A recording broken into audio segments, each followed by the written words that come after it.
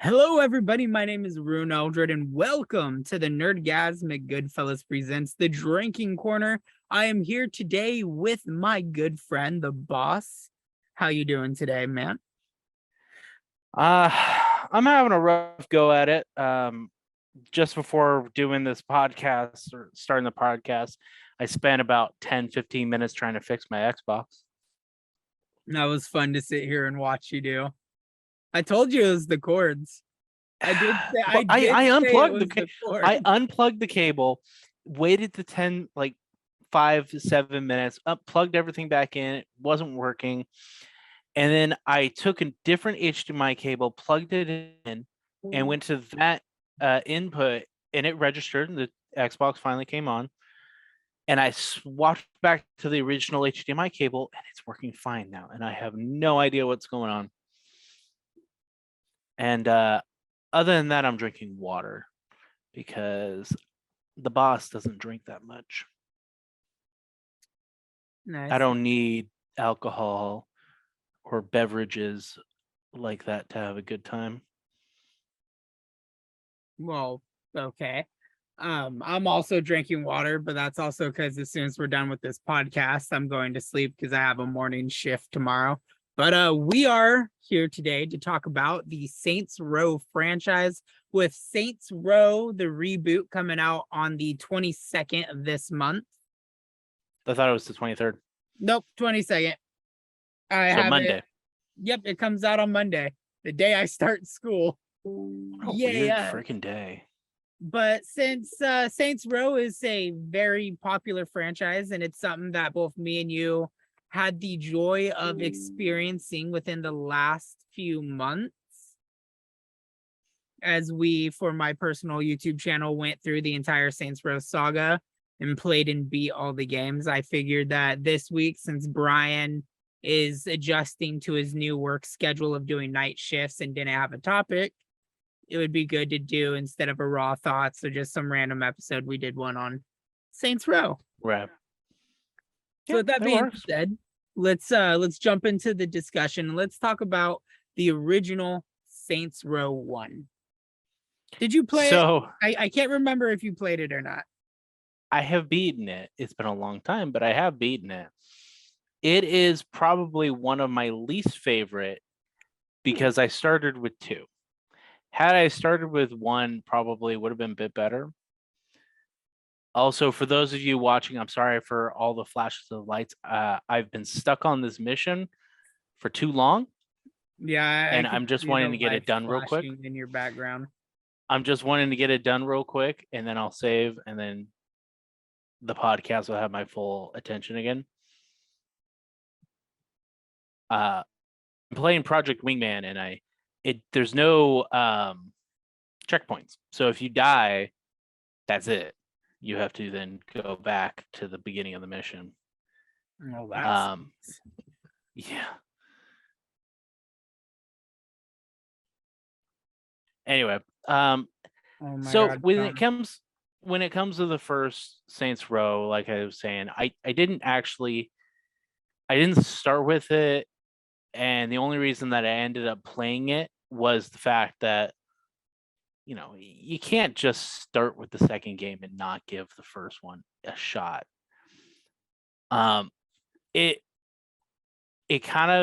just was more of a Grand Theft Auto ripoff for me. And at the time, I was actually a really big Grand Theft Auto fan. Not saying I'm not much of a Grand Theft Auto fan, but I'm not as much of a Grand Theft Auto fan anymore. You know what I'm saying? I get what you're saying, because as you stated, like, you felt like the original Saints Row was a GTA ripoff, which Saints Row was made as kind of a GTA spoof clone, in a sense of saying. At least the first 2 were Saints Row 1 and 2. But Saints Row 1, which came out in 2006, because I just decided to look up everything on the first game, which was also made by THQ Nordic and Volition, were the ones that did the original Saints Row, which I did not know was THQ. I vaguely remember that that fact. Oh, come on, come on. But yeah, no, I'm aware that it was pretty much a GTA ripoff, and that was part of the reason why I wasn't a major fan. Yeah, I, well, I like feel like with Saints Row you too. 2, though. Well, when we get to Saints Row 2, I will have a comment about that. But I was gonna go say, ahead. like you, I did also start with Saints Row 2 as like the game that brought me into the franchise because my old friend, like my childhood best friend Morgan, was like, dude, you gotta try this game. It's absolutely hilarious. You play as a gangbanger and it's just like GTA, but it's better because you're actually like you're a gangster. The story made more sense. And so we played it, instantly fell in love with the character of Johnny Gat. So when I moved in with my father, I was like, I've never played the original Saints Row, and my dad actually bought it for me. And my dad was the one that played it beforehand, and he really liked it. And then we both got it, hoping that the campaign was co-op, which at that point in time, Saints Row did not have a co-op campaign, but it Mhm. did have like the multiplayer where you pretty much was like gang versus gang, and that Right. was pretty fun. I was very happy to be able to try out the multiplayer before they shut down the lobbies and stuff, which honestly I wish later installments of the Saints Row franchise kept its versus multiplayer. I know Mhm. I think 3 had versus modes. I know for a fact 4 did. Saints Row 4 had special missions where you and your co-op player went head to head. But after Saints Row 2, they took out the actual like versus multiplayer that I really loved from Saints Row 1. Right.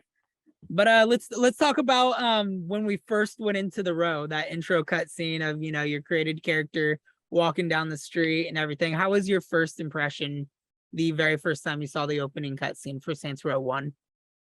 Damn, these graphics suck. What generation were you playing on? Like, because the original one obviously released for Xbox 360, PlayStation 3. It was Xbox 360. It just at that time I'd already played like Red Dead Redemption Games and that had games. the more solid. Yeah, even Grand Theft Auto at that point, and then I had went back and played the original Saints Row. You have my full attention, by the way. I did beat the mission. Good job for one. We'll give you a round of applause. I'll throw in a little sprite of like the yay that I always throw in at points. Yeah, I don't listen to the podcast. You will hear that. Sorry. Wow, no support. But I remember my first time playing through and seeing that intro cutscene, and I was like, bro, this is like one shitty day for the guy or whoever you're playing. Guy, or I think you could be a female. I can't remember if the first game let you be a female or if it set you as a male. I think it forced you to stay as a male. It was a really crappy day for the person. Yes. Yeah. And then I just remember like first meeting the Saints. I did not like Troy right off the bat. Like he had that classic early 2000s look to him where there was something off. He had the toothpick in his mouth, the slick back hair, and growing up seeing like things like Blood In Blood Out and a bunch of gang related movies, he screamed like narc for me. So I was Mhm. a little disappointed. Spoiler alerts as we talk about each game, but Okay, I was not shocked. hang Yeah, on. For all of the games that we are currently talking about, except for with the exception of the remake the that re- we have not had a chance to actually play, these games have been out for long enough that there's not even a need for spoiler warnings anymore. I still wanted So to just issue it out there, but just I put giant definitely sirens. was not shocked to find out that Troy was a cop. What? Troy's a cop? What? No. Oh my god, yeah. But no, I wasn't shocked. Instantly fell in love because the second I heard Julius's voice, I was like, that's Keith motherfucking David. And the first game, for being what it was, had such a really good star-studded cast of voice actors. Right. Because I mean, they had Mila Kunis, they had Keith David, obviously, Daniel Day Kim, they had I'm trying to remember the guy's name, Duncan, who voiced Benjamin King.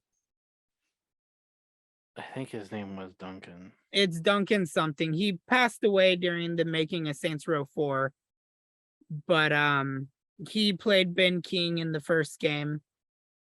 But I mean, for a game that was coming out that was meant to be just like kind of a spin-off spoof of a really popular, well-selling franchise, they really did pack a punch with the voice casting, which seemed to follow They suit. really had to though. And then later on in the series, so I had actually, funny enough, I saw an article today that was talking about the fact that a lot of the voice actors early on, or some of the voice actors early on, were actually criminals before or had rap sheets. And as Saints Row was maturing, especially Saints Row 3 or the third, Saints Row the third, they ended up replacing a lot of those actors with voice actors and actresses who were more celebrity status and had a bit more, names. Troy Baker, Nolan North. Yes. To name a few. Since Saints Row 1, the 2006 one, was the only game in the franchise to feature a silent protagonist. How did you feel about that? Because I don't really know. Say he's a silent protagonist though. He has four one-liners. He has three one-liners and one monologue throughout the entire game. Yes. But because I don't know your personal stance on how you feel about open world role-playing games where you play a silent protagonist. Because I like Fallout. Yeah. For Fallout, at least from a modding standpoint, having a silent protagonist, which, if I'm not mistaken, Starfield, your protagonist is going to be voiceless. You're going to be saying things and being able to select dialogue, but there's not actually going to be a voice there, which makes modding easier and makes the work on the modding community easier, because then they don't have to go through and try to find voice lines that fit up with what they're wanting your character to be saying, Yeah. Now, going back to what you're actually getting at, I did not mind the fact that your protagonist, your player, was not talking, because a lot of games, Half-Life, Portal, GTA Online, Grand Theft Auto 3, the character doesn't actually speak. So I'm used to playing as a character that does not talk. So seeing it really did not bother me all that much, the fact that the character did not speak. So for me, my perspective on it, I don't like silent protagonists that have a voice at certain parts. So like Destiny did this, where Destiny 1, your character is silent throughout the entire game until the end. At the end of the game, and I think in the DLCs, your character talks and you don't get to select the voice. So I felt like, especially with Saints Row 1, my character's voice didn't fit the character. Granted, the one-liners were funny and I laughed, but games were like Fallout 1, 2, 3, New Vegas, where your character is silent and you get to choose the dialogue, I don't mind. Because then in that case, at least I'm selecting what to say and I'm kind of reading it out loud to myself. So I hear myself asking. Your voice is the protagonist. Yeah. Fallout 4, I didn't mind because you still selected the dialogue, but your character said something different. It wasn't reading the words word for word, which I found interesting. But yeah, games where you play a silent protagonist that says nothing throughout the game, I could understand because especially with Saints Row 1's, the playa was a person that was initially just in a traumatizing situation, got inducted into a gang and just didn't say anything, and he followed everybody. He followed Gat, he followed Troy, Julius, and he just did what he Right. was told. And it wasn't until special circumstances, like with killing Tanya or any of the other lieutenants, where your character would be like standing in the elevator and Gat's like, I'm a skull fuck this bitch. And your character's like, hope you don't get hepatitis, and walks through, and everybody's like, I thought it was chlamydia. hepatitis or chlamydia, whichever one. I can't remember right now because it's been a while. But like the shock value that it brought for your character getting comfortable enough with the surrounding characters to actually say something, and showing Right. that that line of dialogue did impact them in a way, because they're both like, he just said something. But I felt like it was also for the theme of Saints Row, it was kind of ruined because you couldn't select the voice, and then the kind of monologue you get at the end of the game where he's just like, "Ah, fuck you, I want to get freckle bitches," and it was anticlimactic for the end. It would Right. have been better if he just didn't say anything. You find out you get betrayed and then die.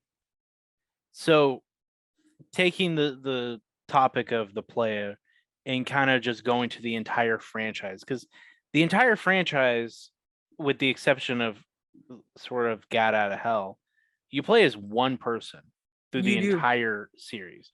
I want to touch base on this after asking you one more question, because that was literally my next topic, was going to be talking about them throughout the Okay, well then we will jump back to that. Go ahead and ask me the question. what to kind of solidify and finish with Saints Row 1, because there's not a lot I think either of us would really say about it, because outside of its story, there wasn't any DLCs or anything noteworthy to talk about. What was one thing you think Saints Row did right that kind The of set first it? Saints Row? The first Saints Row. What were things that you think it did right that kind of drew you into the game to make you think it was kind of either set above or equal to GTA? Or It things actually you stuck like? with the gang banging, unlike San Andreas. Yeah, that Not was not something that not to throw San Andreas under on this one, but that is it something that introduces definitely gang I like. banging, and then you A spend third most of of the the way game. through. Yeah, you lose that, and then eventually it does come back. Spoiler. Eventually, you do get back to Los Santos, and finally, it will re-unlock the gang banging part of you running around trying to capture the city again, because the parts that you had already captured are now recaptured by the other gangs. By ballers, and I think they're the Vagos. Vagos. Yeah. I agree with you on the aspect that that was something that drew me into the original Saints Row, was early 2000s, especially for me, like the gangster stuff was definitely a hype train. Because like younger me, I listened to like G Unit and a lot of gangster rap. So San Andreas was obviously at that point in time my favorite Grand Theft Auto, because it had the gang banging, it had the compelling story. I really liked the character CJ, and coming in as your own created character, which I loved. I love games that allow you to make you for the game. You came in, you were a gang that was out to take over the city, and that's exactly what you did. You had the Carnales, the Rulers, and the Kings, three rival Right. gangs that you're going against. You took over all the gang territory. And then it kind of went into the perspective of, now that you took everything over, you are now on the most wanted list and the city is after you. Right. Which for me at that point in time, 2006, 7, 8, etc., was a really compelling feature for the game that I really liked. And I liked that you were able to call up members of the gang like Johnny Gat, Troy, and everybody to kind of run around the city, free roam, do activities, and really immerse yourself into the environment of Stillwater. Right. One other thing I was going to touch on is Saints Row, the original Saints Row and Saints Row 2 was almost pretty much just solely gangbanging. Yeah. But I cannot think of another game,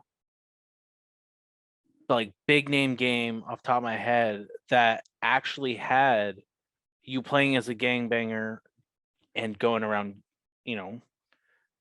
doing drive-bys and taking over parts of the city and tagging. Like San Andreas, we did touch on, briefly had that for Yeah, part of the during like game. the first third of the game, and then the final third of the game, you were I able wouldn't to even say like it's final third. It's like uh, the first quarter or first fifth of the game, and then like the last sixth of the game, it's re-unlocked. But there's not many games out there that do that. And granted, the first Saints Row, as we've hammered in multiple points now, was a knockoff Grand Theft Auto. It had enough of a separation of, yeah, it's an open world game where you can do crime, run around, shoot people, do missions. but the But thing that set it apart was it focused on you are a criminal. You are a gangbanger. You're not Carl Johnson going from gangbanging to running from the police to hide in like the second part of the game where you get exiled from pretty right, much Grove Street and everything. You, from the start to the finish of Saints Row, you are a gangbanger. You are terrorizing the city of Stillwater as a gang member. There's right, no what's the best way to put it? Like Grand Theft Auto 4, where you come in fresh, you're like trying to have a legitimate life, and then you're like right, a cab driver that gets thrown into the mafia that does bank heists. You're not right, you're not climbing a ladder of like, let's get to the next biggest thing that we could get to. You start from petty criminal to becoming like a lieutenant in your gang from start to right, finish of Saints Row. And I think right, indefinitely that is something that set it apart, as well as the activities. The activities weren't as outrageous as future installments, but it was enough to where it took you out of the like running around killing cops, prostitutes, civilians, and other gang members to do some insurance fraud, which is another crime, mayhem, and you just focused on crime related activities, drug running, all that, right, prostitution, other gang related criminal activity. right. So at this point, I think we've kind of we're done with the original Saints Row, yes? Or Yeah. do you have something else that you wanted to talk about for the original? Um, Essentially anything else I have left to talk about the original Saints Row will just be references for other things, like a callback. Because there's things like Lynn and other characters that I'll reference as we continue on. The fact that But we've dealt with zombies now multiple times. yeah. So Um, let's move the segue over into Saints Row 2. so Saints Row 2 was my first interaction with the Saints Row series because, like I had said, the original Saints Row, it just felt like a knockoff and it didn't draw me in because, unlike you, I don't listen to what you call it, gangster rap. Gangster rap or just Yeah, I don't listen to that kind of music. And the whole reason why I ended up picking up Saints Row 2 was it was in a dual case with what was it? It was with another game, Forza Motorsports 3, I think. It was like a really weird combo thing, and that was the only reason why I ended up getting the game. You're giving a weird look. Is everything okay? yeah. When I go to speak, I'll talk about what I just pulled up on Saints Row 2. Okay. So I ended up playing Saints Row 2 for a little bit, and then I actually ended up trading it back into GameStop, and then I ended up buying the dual pack of Saints Row 1, Saints Row 2, I because still at have that point mine over there. I was like, you know what? I've given Saints Row 2 enough of a shot, and I do actually enjoy it. I should probably get the original and at least attempt to play it. Um,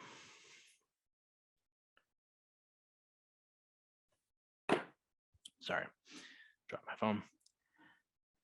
But yeah, so Saints Row 2 is where I started off. And granted, I didn't know the story of why you were in prison, why you were waking up from a coma, because I hadn't beaten the first game. But I appreciated the fact that I didn't actually need to really know that. It established kind of early on as like, okay, the Saints were a gang, Saints are no longer a thing. Well, it establishes right there, like in the intro cutscene, as the prison guards are walking to you, that they're like, "This is the crazy fucker that like killed the mayor, Well, was yeah, like yeah, the yeah. gang leader, all that." It was like what I was referencing specifically is the cutscene after you escape from prison, because you literally woke up from a coma, immediately went on a fucking murder spree, and broke out of jail. With It's Carlos. when you're on the ship with Carlos, and he says, and then if you ever forget where you are, just take a look at Old freaking Tours Saints District. Saints Row. Look at the row, and then you end up going on the mission to go save Gat From from, prison. well, from court. From court. From going to prison. You know, with the statute of limitations, I really think it should be closer to 250. So Saints Row 2 came out in 2008, once again developed by Volition, but also co-developed by CD Projekt Red for the Windows port. CD Okay. Projekt made the Windows version of Saints Row 2, but it was also published by THQ and Deep Silver, which Deep Gotcha. Silver Linux went on to publish the rest of the franchise. Right. Saints Row 2, obviously, as we stated earlier, is where we started off at. Intro cutscene is amazing because, again, if you've never played the first game, they clue you in. Is it the group chat or? Yeah. Oh, okay. For those of you who are only listening and not watching the podcast, which is okay, you don't have to watch the podcast on our group channel, Nerdgasmic Goodfellas. You can But find if us you on other wanted to, podcast streaming apps. or yeah, I was referencing the fact that we're out there on multiple platforms. Whatever you happen to be listening to us on. But if you're not watching, I had made a weird face towards my phone, and that's what he was referencing. Anyways, as I was stating earlier on, the second game's intro cutscene, it fills you in on pretty much everything as two guards are discussing that one of the characters, Aisha, who is a pop star singer that was also in a relationship with one of the Saints lieutenants, Johnny Gat, she dies in the first game, quote unquote dies, and they're like, for someone who's dead, she seems to still release an album every year, like getting you established with that character. They talk about how Mayor Alderman Hughes dies in a boat explosion. As the guards are descending down the stairs, you can see a person in a purple beanie get shanked and then like immediately escorted to the gurney next to where you are. right. Saints Row 2 was the first game that allowed female customization. They brought in a full entire voice acting crew for it. You got the Australian accent, the kind of Hispanic accent, and then a African Caucasian kind of accent. And then you had three female voice ones. white, British, and Hispanic Hispanic. were the 3 voices for Saints Row 2. Yes. Saints Row 3 brought in 4, and then Saints Row 4 brought in 5 voice things for it. 3 had another voice. Did it? Brains. Oh, okay, so they did added like a whole other one. Yeah. Where you Alright. can go through the Either entire which game. way. Brains. Either which way, like all 3 of the voice acting too were completely separate from each other, because obviously you had the British one, the Hispanic, and then the other, which had different fluctuations for their voices, so the lines weren't delivered the same. The dialogue would actually change. Right. And through Carlos, you get a lot more perspective, as Carlos talks about how he was related to one of the gang members from the original crew, how the crew disbanded after Troy became chief of police, Dex backstabbed everybody, and Julius disappeared. Right.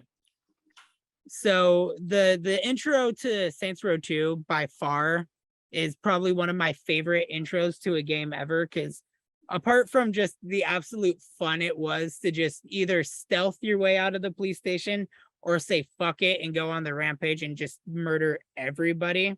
Well, that's just whether or not you needed the tutorial or not. Yeah. It was very informative. Yes. Saints Row 2, I also think, did a really good job with character development and establishing characters.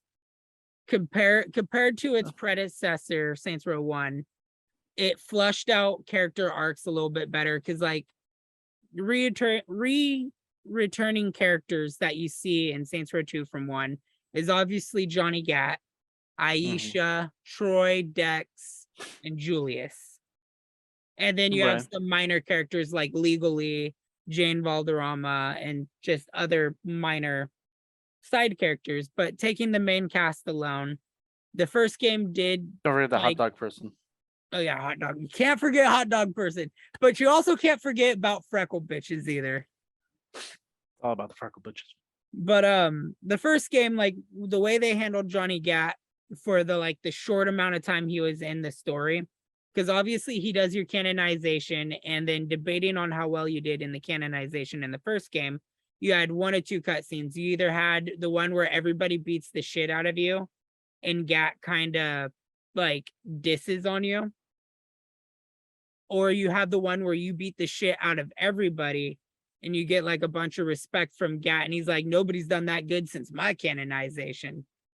And then obviously he takes the shotgun to his leg, which completely destroys his leg, and he's out for like the rest of the King's storyline until the very end, where you go to kill Tanya. But in Saints Row 2, the very first time you see Gat is just one of the most iconic scenes in the franchise for me, with him in the courtroom. They're going over the statute of limitation for murder. He tells the judge just straight up shove the gavel up her ass. You bust in, the bullet goes off, everybody drops down, and Gat's just standing there like a gangster. And then to just even expand on that with like the Ronin storyline, from him losing Aisha, spoilers, and literally being impaled by a sword. Hang on, real quick. For those of you listening, if you want to actually see all the gameplay and both me and Ryunn playing Saints Row 2, Saints Row 3, the third, 4, it's only Ryunn Eldred, unfortunately, and Gat Out of Hell. The entire series is going to be up on his YouTube channel, Ryunn Eldred. Gat Out of Hell is going to be getting released. It's not quite being released yet, but it has been recorded. Being released by the time this comes out. The 3 days after this comes out, the first episode of Gat Out of Hell should air. Because the Saints Row Saga playlist will end the day the reboot comes out. Yes. So if you want to experience the game with us, granted it's not our first time playing the game. It was my first time for Gat Out of Hell. I well, I was referring specifically to Saints Row 2 because that's where we're currently talking about. Yeah. I implore you to go to Ryunn Eldred's channel, which Ryunn, I know everything's going to be in the description, but do you want to verbally say the YouTube link? The YouTube link will be at www. or / God, I don't even know how URL No, works anymore. it's https www.youtube.com. Sorry, I was spelling something else there. / RYUNN space ELDRED. Now, is it actually a space or is it an underline? I think it's the underline. I don't remember. It'll be linked down below. I'm sorry. It's under It's the in the Saints Row description, ladies Saga. and gentlemen. It's under Saints Row Saga. I just got done editing the playlist yesterday to update everything and put things in chronological order. But as we were talking about with Saints Row 2 with Johnny Gat, like,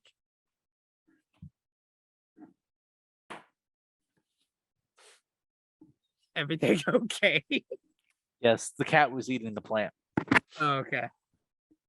As I was saying with Saints Row 2, though, like, you see Gat just change. And Right. the funeral scene outside of the courtroom, like the most badass scene in the entire game, I have to say, goes to the funeral scene. Where they just take Hikuji and they literally bury him alive. And you just see Gat at like the lowest point in his life. Just like all despair, kill this guy who has no fucking respect. Couldn't even let them bury it. Barrier. No. Granted, the body that was in the coffin was not Aisha. No. But still, like, it was probably a really impactful scene. It's definitely one of those scenes that, for my own personal opinion, on like a top 10 playlist of most badass video game characters, would solidify Johnny Gat being up there. And then you had characters like Shondi, which what was the last name they went for? Not Shonditon, but it's so Shondi canonically does not have a last name, but another character that is introduced in Saints Row the Third is Kensington. And so during a live stream, they joked that Shondi's last name is Shondington. I think it was what it was. Still funny. But they bring in characters like Shondi, Pierce, Carlos, which, God, every Saints Row game has a running theme of bringing in a zombie character. The first Saints Row, they took the lieutenant for the Rollers gang, Lynn, and turned her into a zombie. In the second game, they take one of your lieutenants, Carlos, and kill him off in the Brotherhood storyline, which you could call him as a zombie. And they did a really good job of kind of making you feel for these characters instead of making them kind of two-dimensional or one-dimensional gangbangers. They give the characters personality. It'd be two-dimensional, by the way. The third dimension is depth. Oh, okay. My bad for not being smart enough. The handprint on my fucking webcam for the Zoom call keeps throwing me off because there's like a little hand mark and it would be over my nose when I talk, and it kept distracting me. But they had so much depth and character to them, and they introduce humor in a fun way for it, like with Pierce always being overshadowed by Shondi. So it's like Pierce doesn't get looked at in the second game as a serious character, even though he later on in future installments is either through choices you make becomes the mayor, he becomes the spokesperson.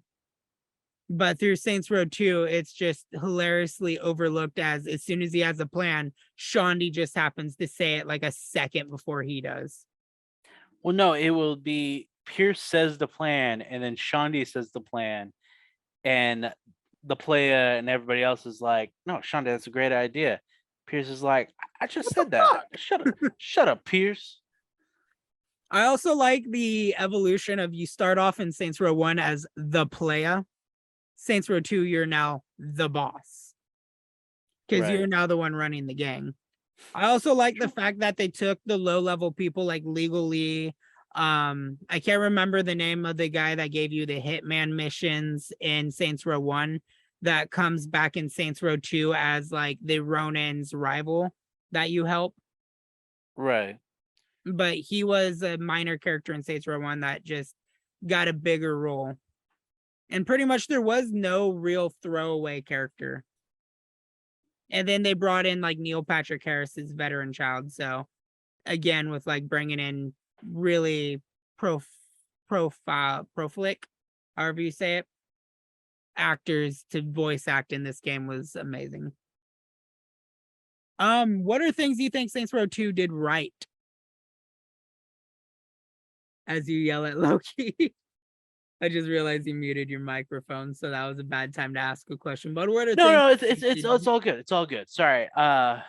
He's not listening anyway, so I'll have to get up in a moment to throw him off the shelf. For those of you listening, I'm not going to literally throw him off the shelf. I'm just going to pick him up and set him down.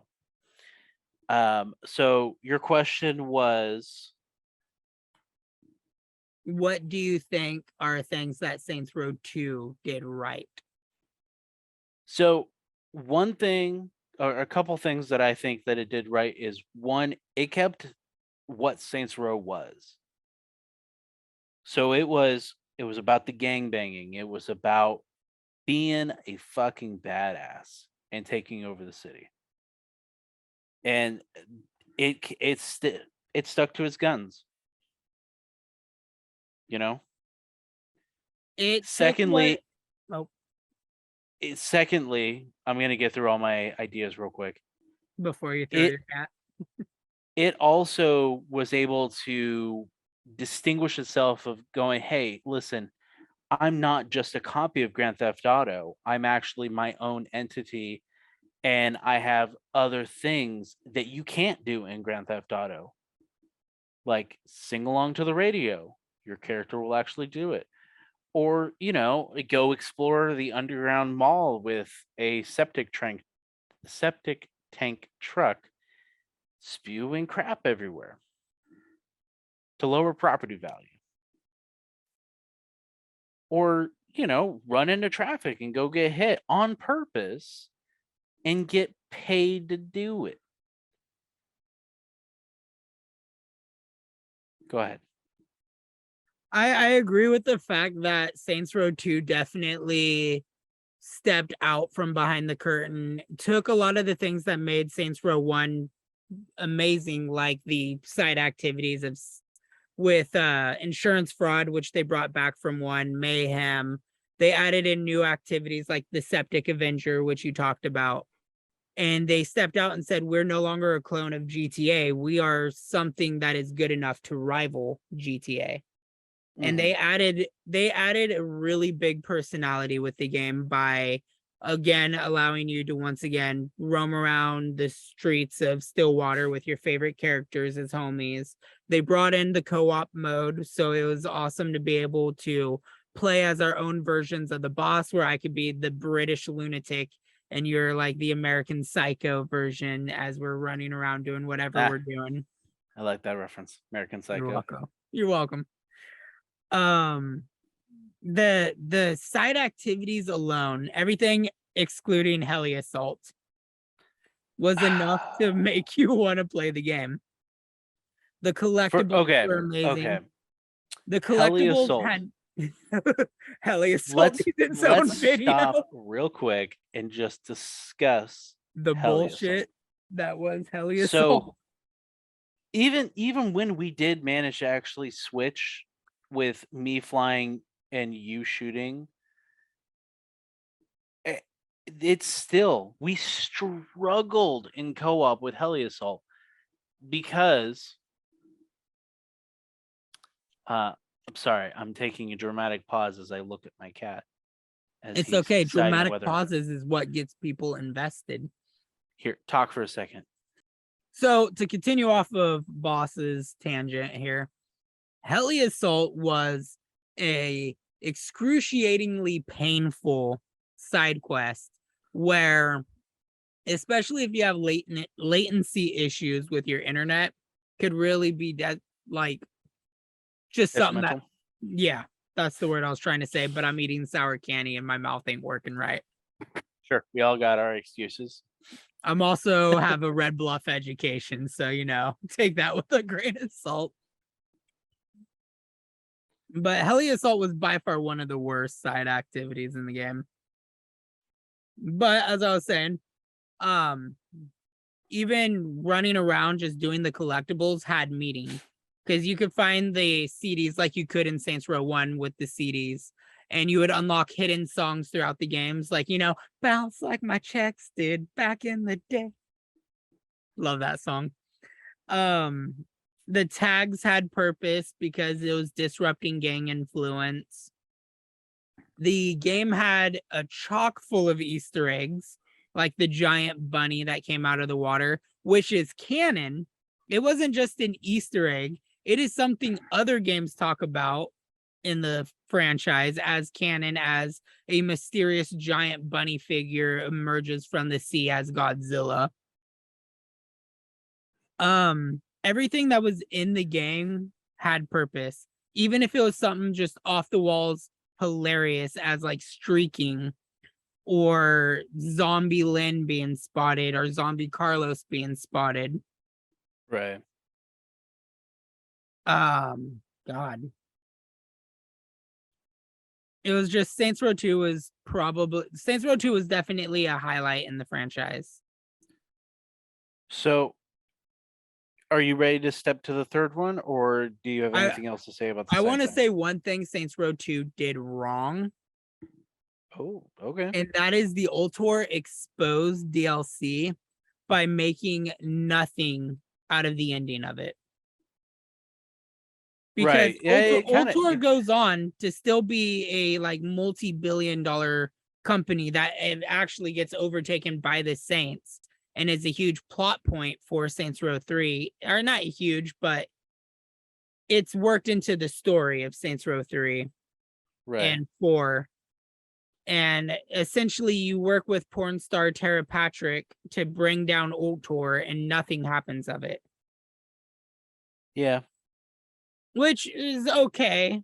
Like, it was a fun mission story chain. You got Tara as a companion. So actually, going off of this, I did read that there was a canceled game. It was a mobile game that had you going after Dex because Dex was supposed to be killed. In the what was it? Corporate Warfare DLC. Yeah, which brought back Dex.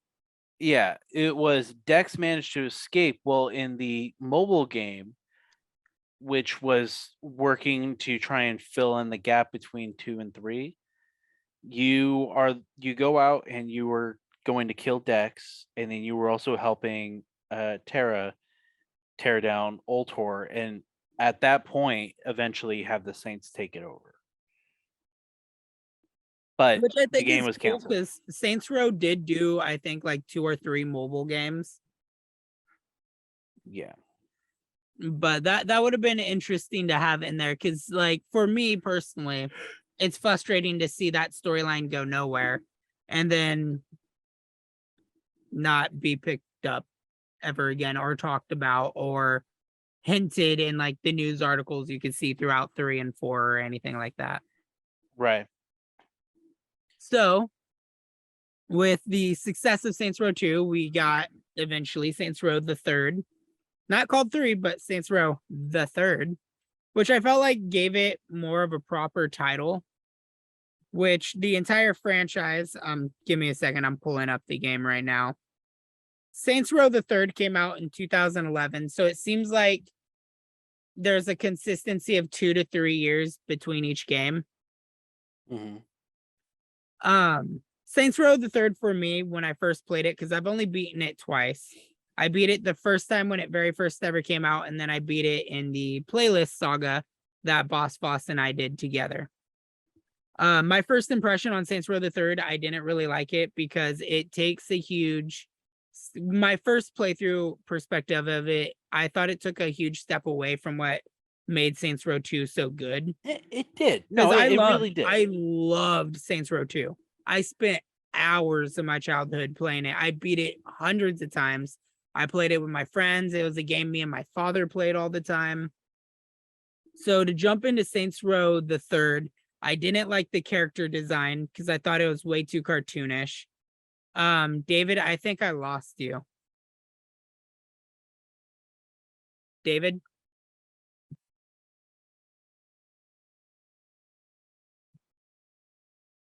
We are going to take it. Okay, you're back. Hey, hi.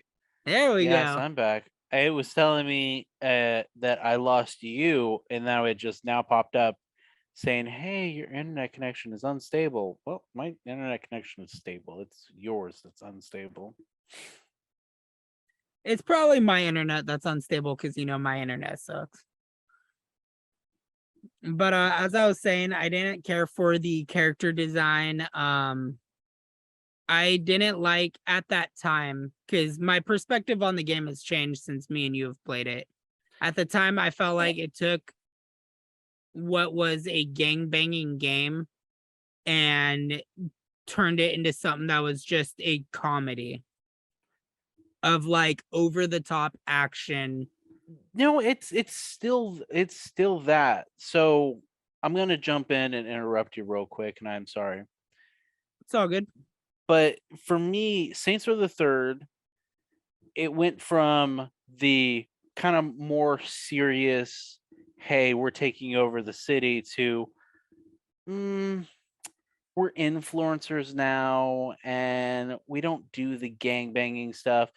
And then they took the graphics and they really made it more comical to really differentiate itself from Grand Theft Auto. It'd be like, no, we really are just our own thing. We're our own series. And then they just took the kooky and cranked it up to 11. You know, what was the weapon called? And you know exactly what weapon I'm thinking of. Oh, the dildo bat. Yeah, Love it. it had an I official I name, do but I do love that it's the dildo bat. no, it has like a different name, like Devastator or something like that. The violator. That's it. No, the violator is the anal probe that you shove up into him and then you shoot it off in 4. Oh. I just Anyway, called it the dildo bat. I mean that's essentially what it was. But I know it was in 2 as well, but it was not a weapon that you were able to wield. no, because the Gimps had it in 2, huh? But so when in the entire run, Saints Row the Third is not one that I look upon highly. It's like, It's also extremely short. It's not the Yeah. shortest in the series because No, that goes to Gat out of hell, but it is very short because as me and you were playing, which this might just be the fact that with Saints Row 1 and Saints Row 2, you had to do the side missions to You earn did. respect to be able to actually launch the play through the missions. story, which is a feature from 1 and 2 that I think was better than any of the other installments. I like the fact that we had to have respect and do side quests because it made you Though experience you more could of the glitch game. it, and if you got your respect up to 99, it just stayed at 99. Also, I don't think that there was 99 missions, so it really didn't matter. No, most of the Saints Row games only had 60 missions. But some of the missions that would count towards it was literally like, especially in Saints Row 3, where it'd be just a phone call. Oh, yeah. In a cutscene. And that was the entire mission, which was, as we played through Saints Row the Third Remastered, was something I didn't really like. After being a little bit more mature and starting the game with you, I liked it a little bit more. The intro, I still don't really care for. The fact that we became idols because we took over Ultor, and instead of gang banging, we just decided for kind of essentially like a world domination through being celebrities. We're now idolized for being these horrible people. Pierce is now the face and spokesperson of the Saints brand. We're Right.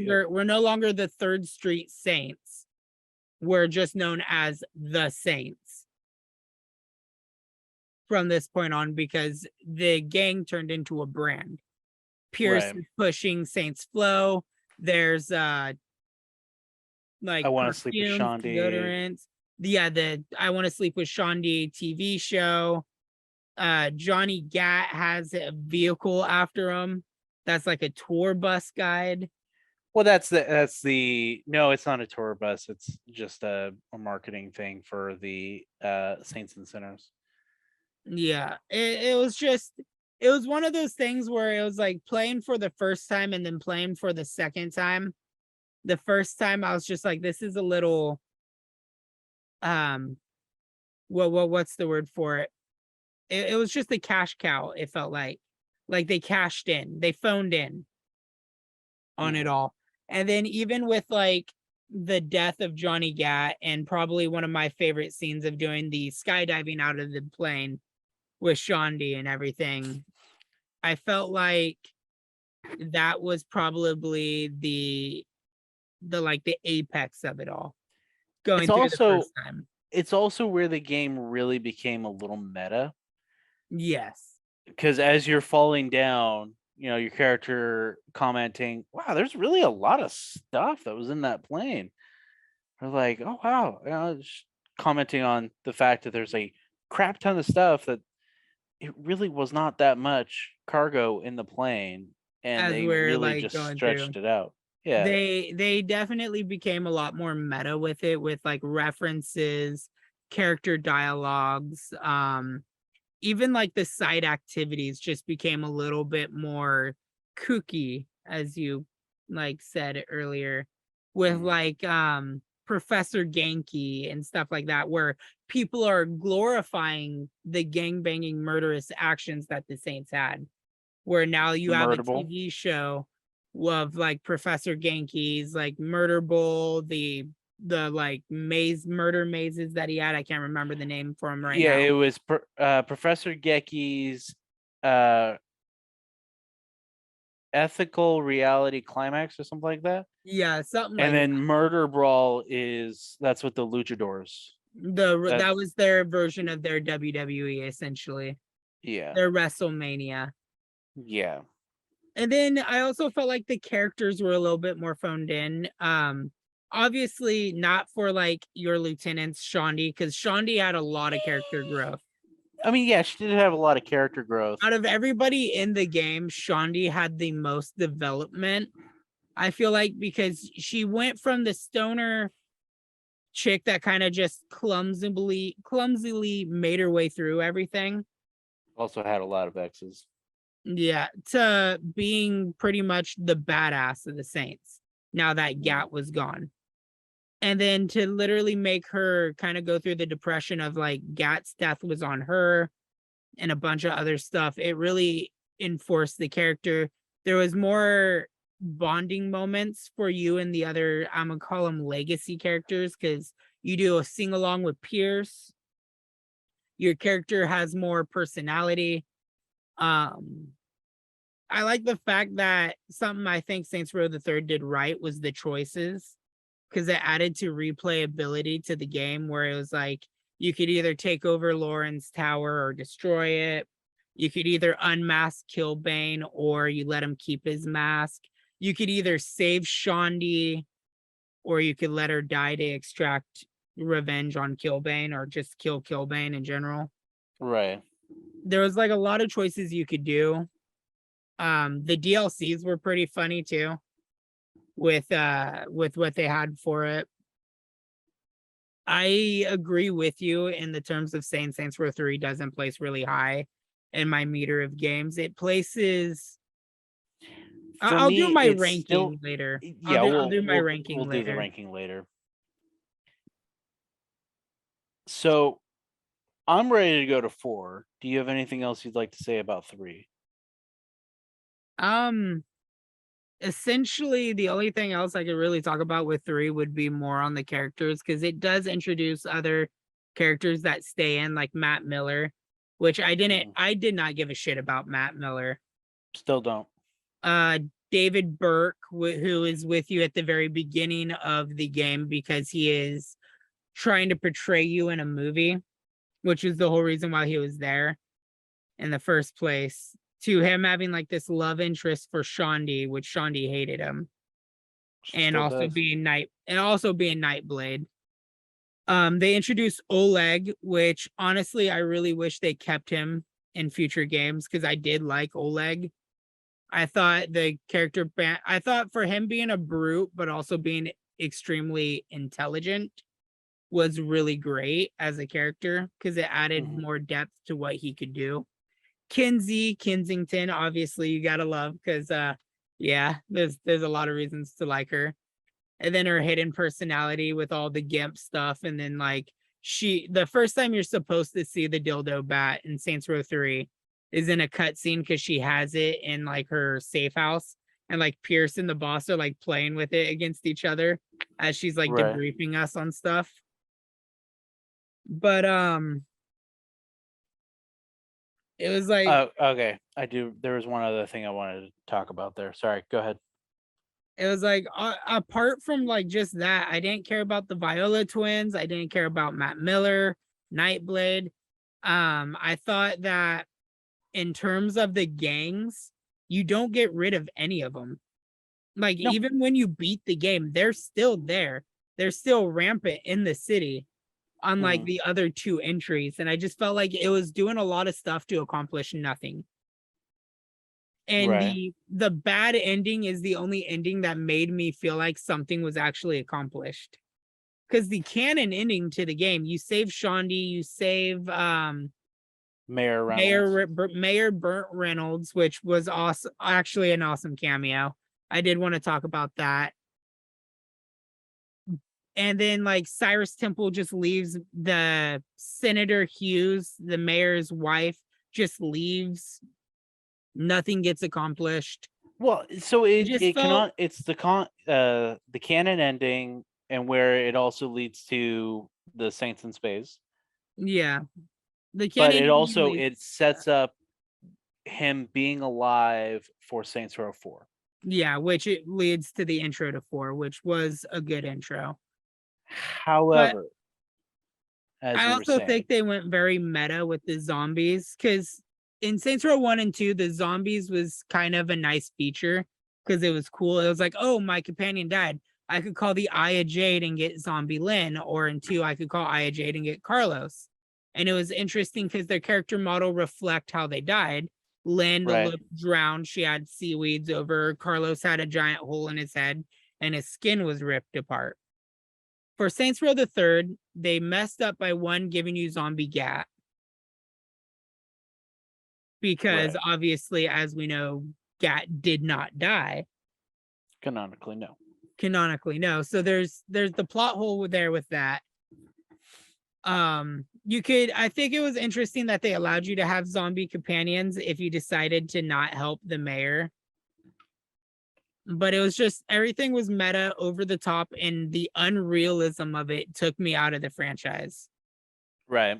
And made But me that's not also like that's kind of where they were going, is they were taking the game and going, listen, we're going to the extremes here, because we are not Grand Theft Auto. Which ultimately, as I said before, my first time playing compared to my second time, I completely differentiate on how I view the game, because now I like Saints Row 3 and I am playing it again on my own to get the other achievements and other things I didn't do when me and you played. Same thing with Gat Out of Hell. But what is something you think Saints Row 3 did right? Did right?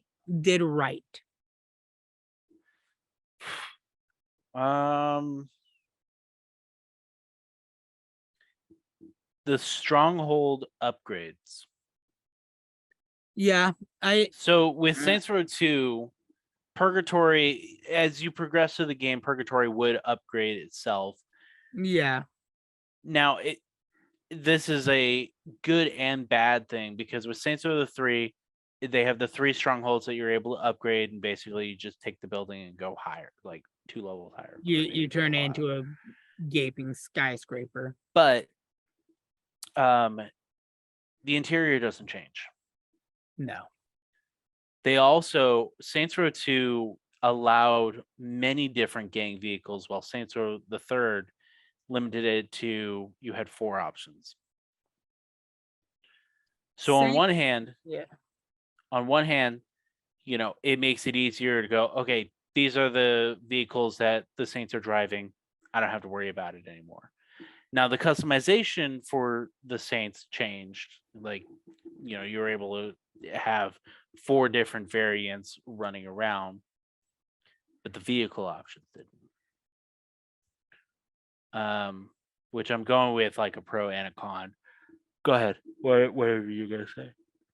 I was gonna say, compared to its predecessor, Saints Row 2, I didn't like the lack of customizational things. Like, as I stated beforehand, I didn't like the character design for one, because I don't like my characters being the big, bulky muscle people that they were, which I gotta appreciate for the remaster. They kind of did take that away.